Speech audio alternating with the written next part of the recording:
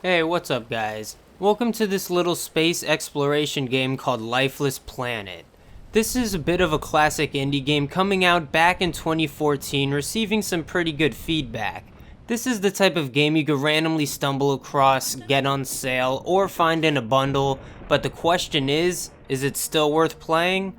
Well, let's find out. So starting off with the basics, you're in space, obviously. And you're on this planet where you go through different interesting areas, mostly while platforming, doing puzzles, or just walking around. While Lifeless Planet can be quiet and mysterious, there's a bit of an atmosphere and some spooky vibes. Some of the environments and sounds can be a little creepy at first, but this game isn't completely immersive, but I can appreciate the different types of areas and atmosphere it's going for. Like, lots of this game can just be walking around or platforming, so you better enjoy that goddamn atmosphere.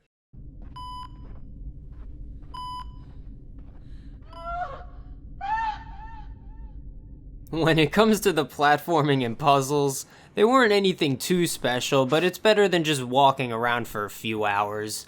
A lot of them were simple and just barely fun enough, but hey, it was just something to do.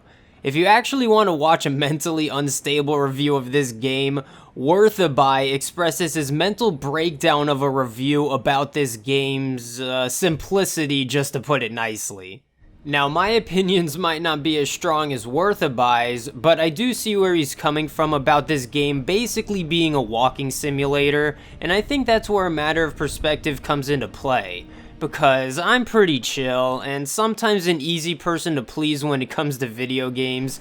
It really can depend on the type of game, but I'm generally open-minded to the genres and types of games that I enjoy. So this being a very linear game, and when I say linear, I mean linear. So this being a very linear game with no combat, very simple puzzles, very simple parkour, and basically being a walking simulator, I can see why some people might find this game boring, but on the other hand, I'm someone who's just trying to play and finish games in a reasonable amount of time so I can make a video on it for you guys.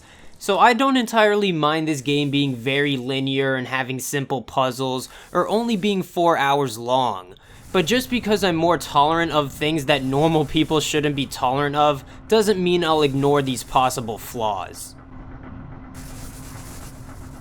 So yes, this game is pretty simple when it comes to the gameplay and what you're actually doing, but that's what I said earlier about different perspectives, because something that can excuse all of those possible flaws is the story. If you guys have been watching a bunch of my videos, then you could probably tell I'm not very good with stories. To be fair, this one's pretty cool. Just the environment and title of this game can set up for a simple but pretty cool story. So it starts off just like any ordinary day for a hardworking astronaut. Okay, I said that like it's relatable, but of course something goes wrong and your ship crashes and everyone dies. No, I'm just kidding. You and your crew get separated and you need to find them. Now, while you're looking for your probably dead homies, you're exploring this interesting and quote-unquote lifeless planet. Now, I don't want to get into any kind of spoiler territory, because there's a lot of cool and mysterious things I'd want you to discover yourself. Like, I wish I can show you more interesting gameplay, but this is one of those games where you should see it for yourself. If you want to get even deeper with the story, they have these voiced documents you can listen to and read to get a better understanding of everything. This is pretty cool because it reminds me of the voice recordings in BioShock, but in this game they're voiced in Russian to fit the story, and I didn't really pay attention to the story like that, so it just felt like I was alone in a foreign country without knowing their language.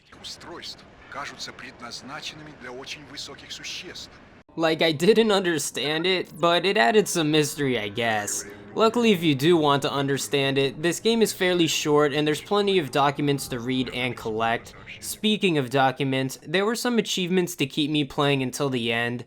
This game doesn't have much replayability, if any at all, so it's good that there's a couple of achievements to encourage you to play the game again. But I think there's more reasons to not replay this game than to replay it. The controls are pretty annoying sometimes. I guess the most simple way I can describe it is that it felt more arcadey than it felt snappy or sharp. And I know the game is in space and everything is supposed to be floaty, but that's not what I'm talking about. Like, if you're standing still and you press S to move backwards, your character won't instantly look backwards. They have to turn around and readjust, and it's just not efficient for platforming. I hope I explained that well enough, but when you're playing a game mostly about walking around and platforming, you want it to feel really good. But just to get my mediocre critiques out of the way, I thought the graphics were just passable, though the environments looked cool and interesting at times. I felt like looking up some of the puzzles to finish the game faster, partially for this achievement, though I don't know if that's a flaw with me or the game. I also wish this game was just cheaper. I don't know why it's $20 or what the Premier Edition even means, but just be sure to get it on sale like me. And the last thing I guess I'd complain about is just that this is overall kinda mediocre, but not entirely in a negative way, cause I know that I feel that way cause of my perspective and me not really caring about stories. For example, I might give this game a 6 out of 10, while someone who appreciates the story might give it a 7 or 8 out of 10. It just depends who you are, but with that being said, this game just didn't feel that fulfilling looking back at it. Don't get me wrong though, I'm glad I played this game and the ending felt worth it. I just didn't get that much out of this game. I mean, there's lots I appreciate, like the environment, the nicely voiced documents, the cutscenes, the soundtrack, and the meaningful dialogue from your character. I'm just balancing the review and telling you guys the pros and cons with this game so it can help you decide if you want to play it yourself. But I think that's mostly everything I wanted to say on Lifeless Planet. This is one of those games that I think would be easier to critique if it was free. I'm pretty easygoing on indie developers, all things considered, but I can't ignore this 4-hour-long, 7-year-old game being $20.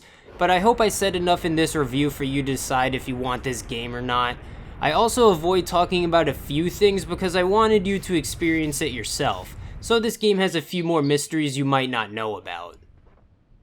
Anyway, I hope you guys enjoyed the video. I tried to go in a slightly different direction than the other reviews on this game, because what if you're like me and don't care about the story? Then that's what this review is for. But yeah, please leave a like if you enjoyed the video. Leave a comment telling me what you thought about this game or what you thought about my review. I love to get a conversation going about whatever games I play, or just in general. Even if you think I'm a bad reviewer for not caring about the story. But don't forget to subscribe if you've been enjoying the content. Check on the screen for more indie reviews. Thank you guys for watching the entire video. You really are every YouTuber's favorite type of viewer. And I hope to see you guys in the next review. Peace.